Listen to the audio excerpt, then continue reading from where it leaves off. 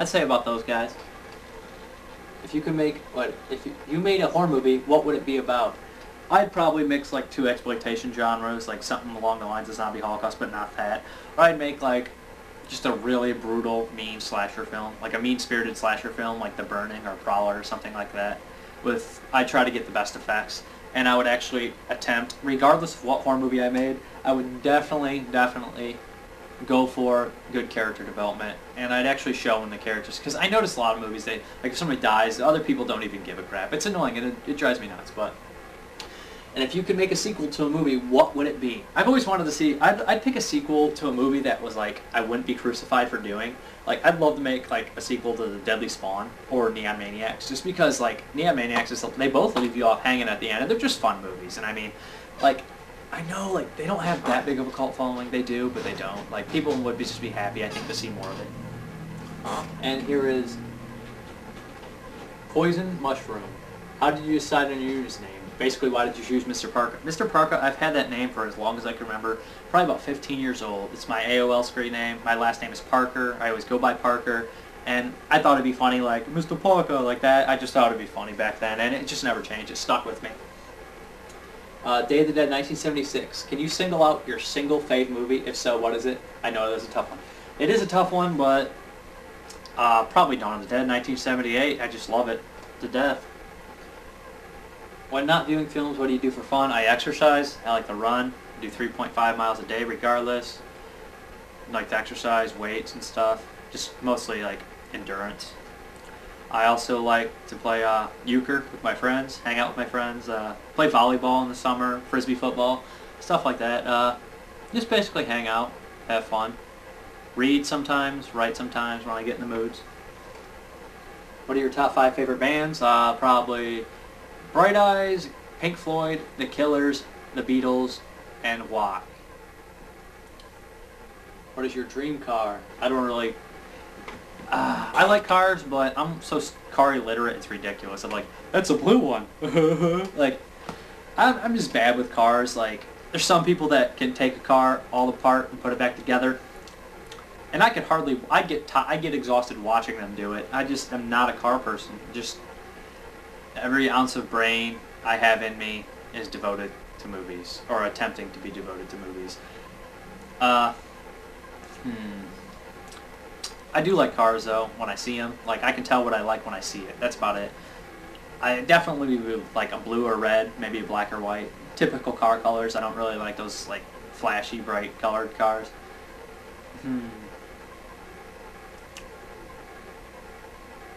Probably something like a Camaro.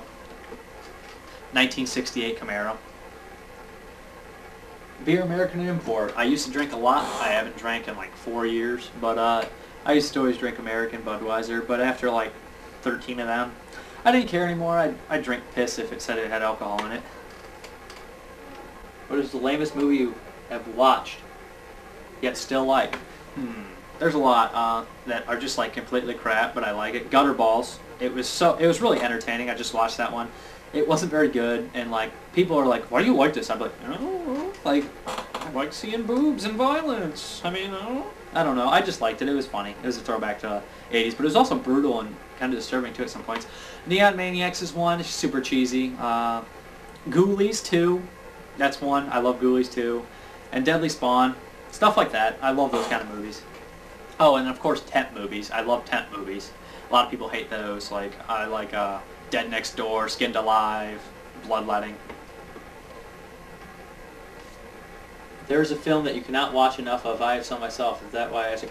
Yeah, there is some movies I just never get tired of. The Goonies, Monster Squad, Lost Boys, Little Monsters, Garbage Pail Kids, Dawn of the Dead, any Day of the Dead. I just don't get tired of them. Tombstone, I can watch them a million times. Reservoir Dogs, they get better every time. Natural Born Killers. What is your favorite horror?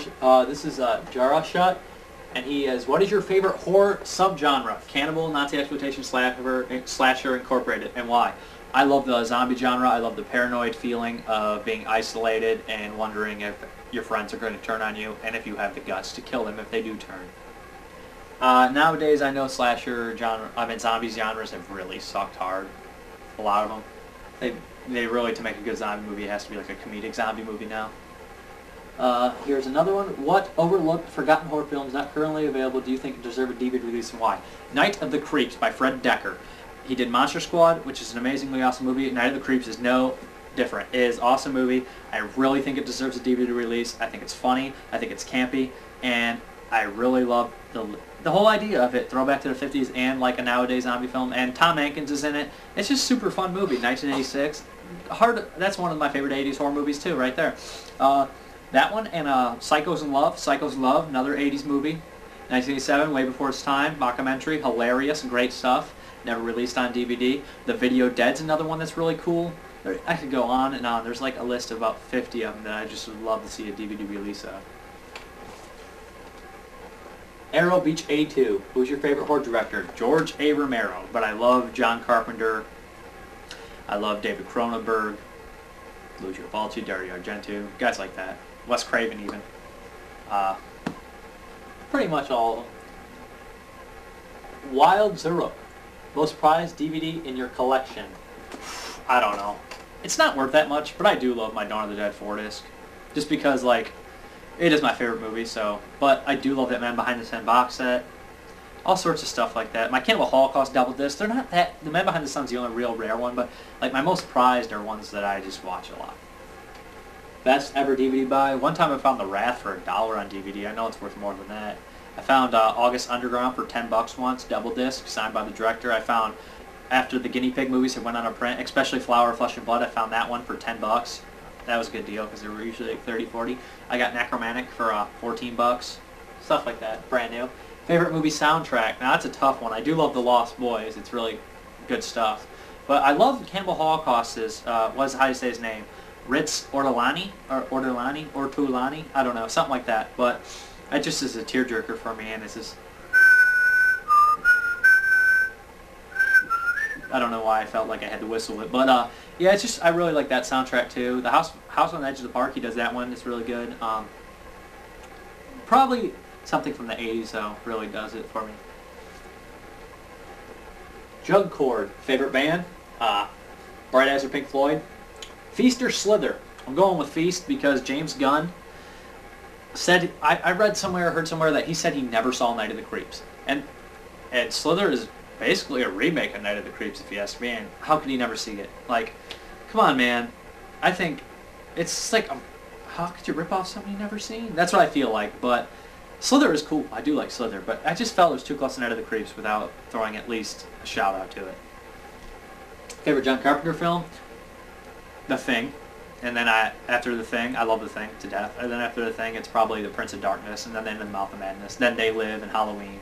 John Carpenter's a real solid director in my book. But of course he has some bombs, but who doesn't?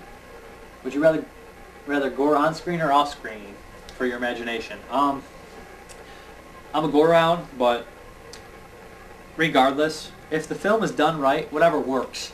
Like, if it's scary without gore, it's like, it works, go ahead, go for it. I mean, some movies call for it, some movies don't. But a good blending of the two is Inside, a movie. Like, you don't need the gore. The movie's scary and suspenseful enough, but when it's a French film, when the gore hits, you're just like, oh my god, this is overkill. And like, with the gore and the scariness and the suspense, it's an adrenaline rush. It's a good movie. I like how they did that. The Jester, 45. Has anyone ever told you that you favor actor Tim Roth? Actually, no, but I have gotten the guy from All American Rejects, and Jason Schwartzman from Spawn, got that. Must be our nose. But, no, not Tim Roth. Thanks, I guess. Tim Roth's pretty cool. He's cool in Reservoir Dogs and Pulp Fiction and stuff.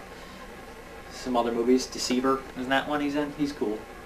And Ellen Goth. What is my favorite Christmas movie? Probably Christmas Evil. It's a great movie. It's really super fun. I do like the typical stuff. I love Home Alone 1 and 2. And I really loved Scrooged with Bill Murray. It always gets me during Christmas. I just like the movie a lot. I love Bill Murray to death. But, yeah, probably Christmas Evil, Scrooge, Home Alone 1 and 2. All classics. Am I the only one who thinks Robert Englund is overrated? I love Robert Englund, but I can see where you're coming from. It's just that Robert Englund doesn't ever get used to his full potential anymore. What is that? Jack Brooks' Monster Slayer was the only movie recently that actually used Robert Englund decently. Like, Robert Englund's is pretty cool. He's a good actor. He's a great character actor. I mean, they don't use him enough. Like, even before, you'd have to find like Robert Englund being used well before he was Freddy Krueger. After he was Freddy Krueger, it's just like directors want him to pop in their movie for 5 seconds. Like in the movie Galaxy of Terror, he makes an appearance. He's good in that. Eaten Alive, he's cool in by Tobe Hooper. It's just like they don't use Robert Englund to his full potential. Like Hatchet, he's in the movie. He's great in it. He's in the movie for like 3 minutes and stuff like that. It's just annoying. Behind the Mask, he's excellent in. I like Robert Englund. But I could see how someone could think he's overrated just because I don't think that they use him enough, like long enough. I mean, if he's credited in the movie, don't kill him in 3 minutes, okay? But thanks for watching, and if there's more questions, I'll answer them later. Bye.